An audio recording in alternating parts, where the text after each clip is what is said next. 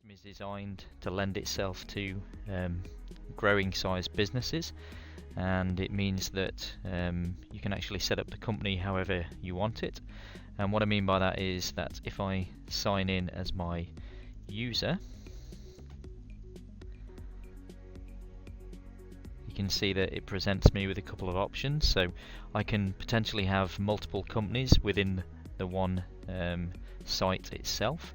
So I can choose to have a New Zealand and a Australian based company, and it then allows me to sign in, and based on the user it means that I have access to both companies, as you can see from here.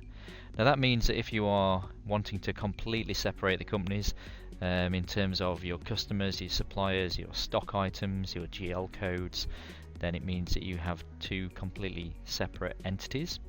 But it also does mean that if you wanted to, you could then have intercompany, and you could have a top level company which allows you to then report in whatever currency you want to see, and all of the transactions flow into there.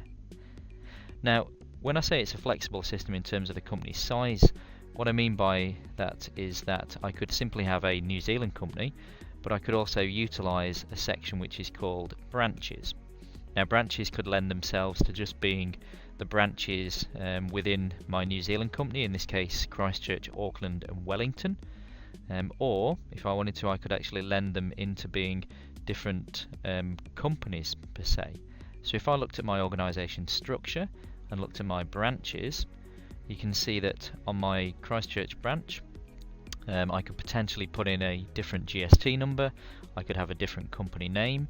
So for all intents and purposes, as long as they are under the same jurisdiction of New Zealand, they can be entirely separate companies but within the one database.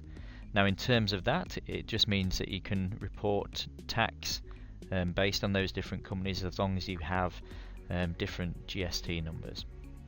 Now that then means that it lends itself to, instead of having multiple companies, you could have multiple branches based on that. Now the other part in which branches lends itself is that whatever user you log in as, you can set a default branch for that user. Now the reason for that is that you can then, when I'm doing whatever transaction or whatever document I'm creating, it means that you can see that the branch column dictates and shows where this is getting apportioned to. Now it also means if we're using multi-branch, then we can split it across different branches, so we could have a marketing cost, for example, that then goes from the Auckland branch and the Christchurch branch and also the Wellington branch. So we've got that split on the one document going off to the different areas. Now in terms of that as well, it means that when we come to our financial reporting, if I look at my profit and loss report, for example, it then means that I can run either a profit and loss report based on multiple companies if I wanted to, or I could actually show it for just a single branch within this single company.